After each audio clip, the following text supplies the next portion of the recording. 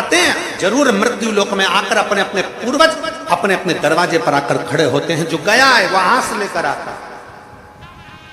पितरों के आर्यमा स्वामी ने कहा कि ये 16 दिन सारे पितर पृथ्वी पर रहे, पितृलोक खाली हो गया।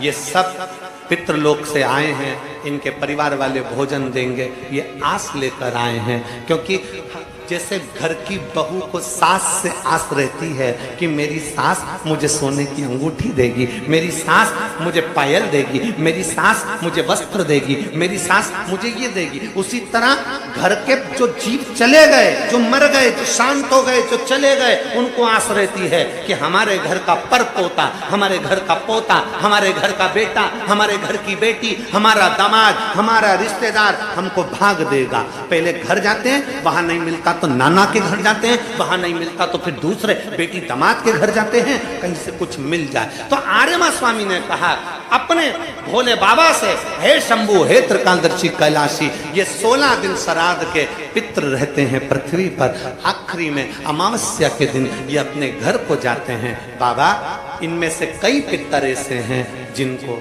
भोजन नहीं मिल पाता। जैसे उस बहन ने लिखा कि मैं नहीं थी, मैं नहीं थी। कई पितर ऐसे हैं जिनको भोजन नहीं मिल पाता।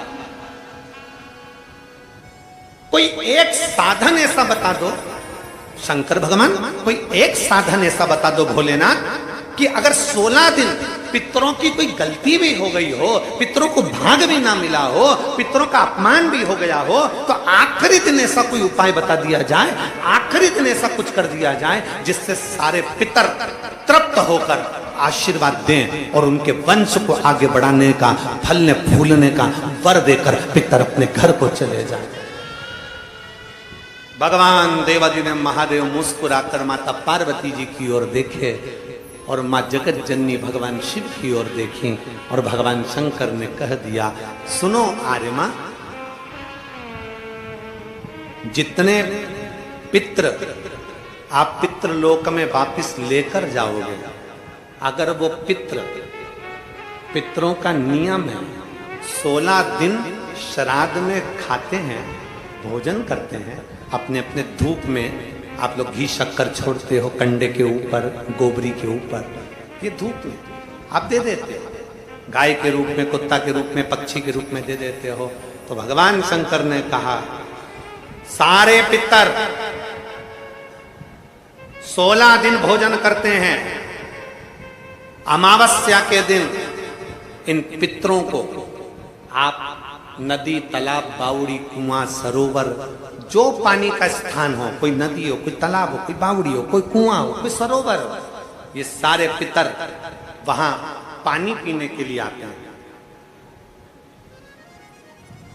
जल पीने के लिए पितर पहुंचेंगे। अपने गांव में जो नदी है, तालाब है, बावड़ी है, कुआं है, हैंडपंप है, हाथसी है, जो है उसके पास में ये जल पीने के लिए पहुंचेंगे। तो सुनो आर्यमा स्वामी, अगर संसार में रहने वाला मनुष्य पितृपक्ष की अमावस्या को, पितृ मोक्ष अमावस्या को, जो कि कल प्रदोष के समय पर, प्रदोष का समय जानते हो ना, सूर्यास्त के समय जब होता है प्रदोष का समय, अगर घर का व्यक्ति एक घी का दीप लेकर उस जलाशय, नदी, तालाब, बावड़ी, कुआं, हैंडपंप, जो उसके पास में हो, जो जलाशय पास में हो, वहां पहुंचकर प्रदोष काल में दक्षिण की ओर दिया जो लगेगा उसमें बत्ती लंबी लगेगी, गोल बत्ती नहीं। कौन सी बत्ती? लंबी बत्ती। लंबी बत्ती जानते हो सब लोग?